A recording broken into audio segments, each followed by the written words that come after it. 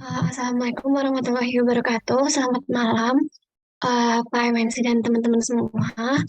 Perkenalkan kami dari kelompok 3 uh, dengan materi mikrobial organik asid yang akan membahas tentang asam laktat. Sebelumnya anggota kelompok kami ini ada Muafi, Reynard, Prita, Radianto, dan Padantia.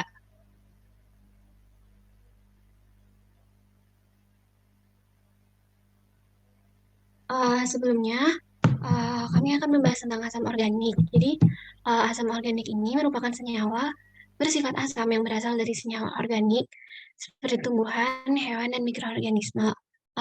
Contohnya itu ada asam laktat, asam sitrat, asam askorbat, dan lain-lain.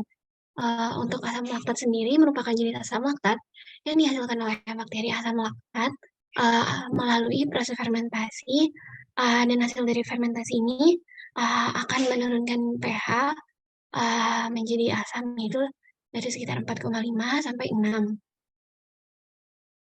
Untuk asam laktat sendiri ini dapat menciptakan suasana asam dan cita rasa yang khas sebagai hasil dari gula yang diubah menjadi asam laktat pada proses fermentasi. Contohnya itu pada proses fermentasi yogurt. Next.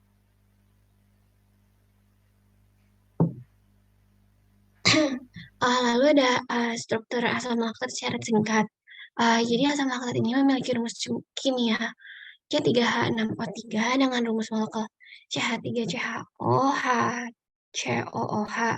Lalu asam laktat ini merupakan jenis asam organik asam karboksilat yang memiliki gugus karboksil dan gugus hidroksil yang saling menempel. Lalu asam laktat ini larut dalam air, eter, alkohol, dan gliseril. Next.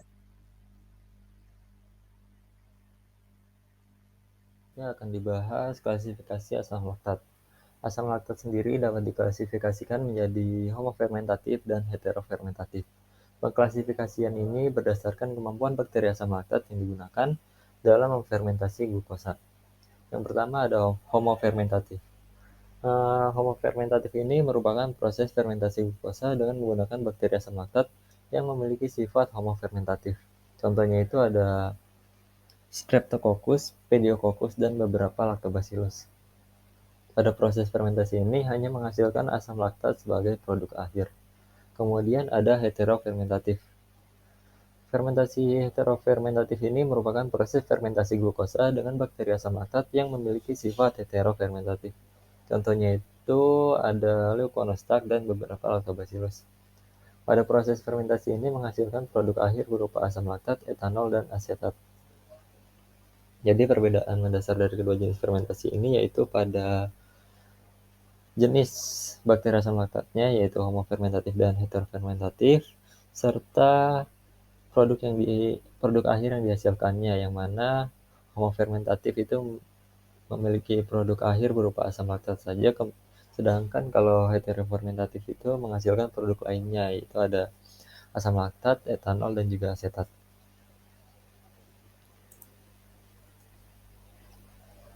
Berikut ini merupakan fermentation pathway atau jalur fermentasi dari asam laktat pada fermentasi homofermentatif dan juga heterofermentatif. Yang gambar A merupakan jalur fermentasi homofermentatif, sedangkan gambar B itu untuk menunjukkan jalur fermentasi heterofermentatif.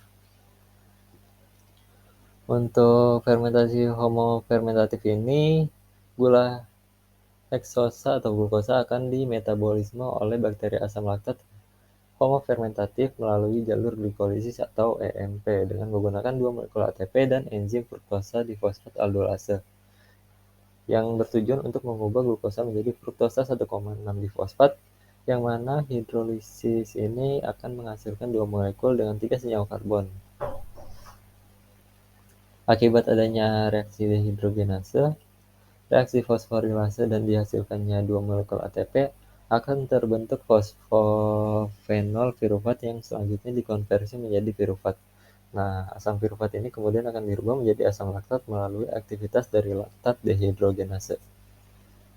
Kemudian yang Fermentasi heterofermentatif ini, bakteri asam laktat akan memfermentasi heksosa melalui jalur 6-fosfoglukonat atau fosfoketalase.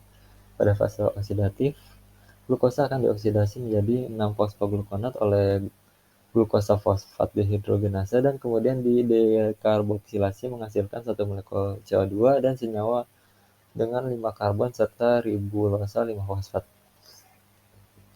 Pada fase non-oksidatif, senyawa dengan 5 karbon ini dikonversi menjadi silulosa 5-fosfat dan dengan proses hidrolisis akan menghasilkan satu gliseraldehid 3-fosfat dan satu asetil fosfat.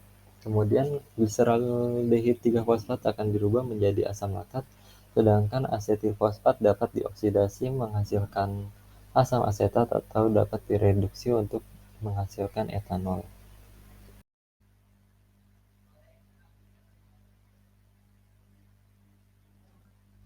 Selanjutnya adalah mikroba penghasil asam laktat. Di antaranya ada Aerococcus, Bifidobacterium, Carnobacterium, Enterococcus, Lactobacillus, Lactococcus, Leuconostoc, Onychococcus, Pediococcus, Streptococcus, Tetragenococcus, Phagococcus, dan Weissella. Di mana karakteristik pada mikroba penghasil asam laktat tersebut diantaranya yaitu adalah bakteri gram positif, berbentuk bulat atau batang, tidak memiliki porifirin dan sitokrom, merupakan akan menghasilkan uji katalase negatif, melakukan fermentasi anaerob fakultatif, tidak melakukan fosforilasi transport elektron, hanya mendapatkan energi dari fosforilasi substrat, dan karena hampir semua bakteri asam laktat itu hanya memperoleh energi dari metabolisme gula, sehingga habitat pertumbuhannya itu terbatas hanya pada lingkungan yang menyediakan cukup gula atau biasa disebut dengan lingkungan yang kayak nutrisi. Nah, kebutuhan nutrisi dari mikroba penghasil asam laktat itu diantaranya meliputi asam amino, purin, vitamin, dan pirimidin. Kemudian manfaat dari mikroba penghasil asam laktat ini diantaranya dapat meningkatkan nilai nutrisi pada pangan, mengontrol infeksi pada usus, meningkatkan digesti laktosa, mengendalikan tingkat serum kolesterol pada darah, menghambat pertumbuhan bakteri patogen yang dapat membahayakan kesehatan karena bakteri asam laktat ini menghasilkan bakteriosin. Nah, bakteriosin yang dikenal ini kita tahu namanya nisin. Nisin ini dapat bermanfaat untuk menghambat bakteri patogen yang dapat merusak makanan hingga membahayakan kesehatan manusia sehingga nantinya produk makanannya lebih terjamin keamanannya. Kemudian juga akan memperlama masa simpan makanan karena bakteri penghasil asam laktat ini juga menghasilkan hidrogen peroksida dan juga asam laktat dan asam lemah lain yang dihasilkan bal ini dapat memberikan efek bakterisidal untuk bakteri lain karena pH lingkungan yang ditumbuhi bakteri asam laktat ini akan turun jadi sekitar 3 sampai 4,5 sehingga pada pH tersebut itu hanya bakteri asam laktat yang mampu tumbuh dan mematikan bakteri lainnya termasuk bakteri pembusuk makanan yang merugikan. Itu nanti dia akan mati pada pH yang rendah. Next.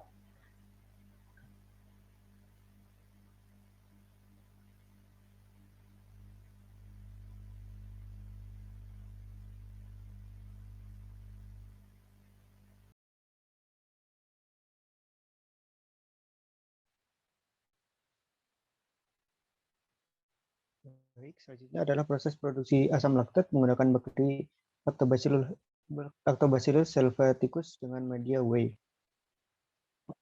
Untuk proses produksinya ini dibagi menjadi beberapa tahapan, yakni preparasi, fermentasi, separasi, dan purifikasi. Dalam tahap preparasi bahan, whey disterilisasi menggunakan autoclave pada suhu 121 derajat selama 15 menit, yang bertujuan untuk membunuh bakteri patogen dan bakteri kontaminan. Sedangkan untuk preparasi kultur Lactobacillus helveticus direaktivasi pada suhu 37 derajat selama 48 jam dengan pH 6 dalam media MRSB. Selanjutnya dilakukan maintenance pada suhu 44 derajat Celcius dan dikultivasi pada medium MRSB pada suhu 37 derajat Celcius selama 48 jam.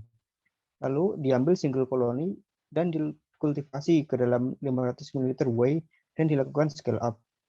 Untuk proses fermentasi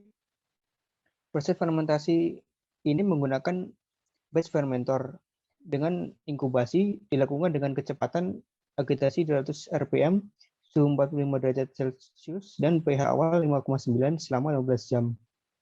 Selanjutnya untuk separasi dan purifikasi, proses separasi dilakukan melalui beberapa tahap, yakni presipitasi, filtrasi, dan evaporasi, yang dihasilkan campuran asam laktat dan etanol.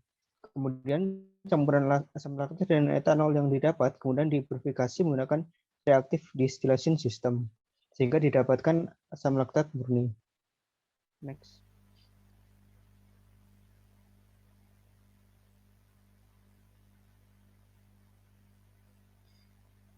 Baik, aplikasi dari asam laktat sendiri masih sangat berkaitan dengan pemanfaatan bakteri asam laktat yang berfungsi sebagai produsen asam laktat pada makanan fermentasi.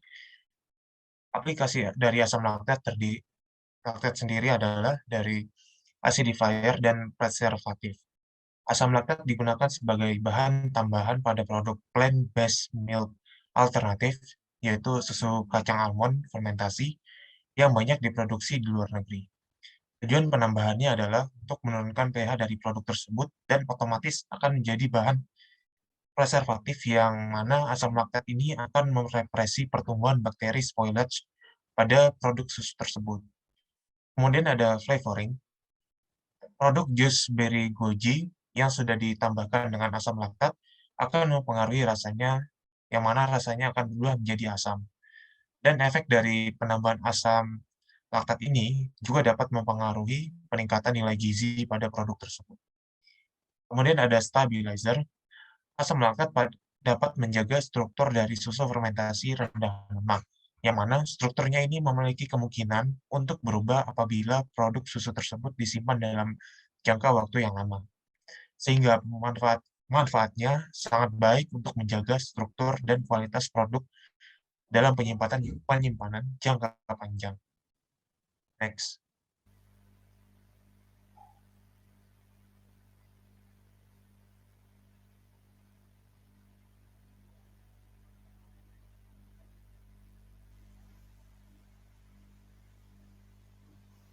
Sekian dari kelompok kami, kurang lebihnya mohon maaf.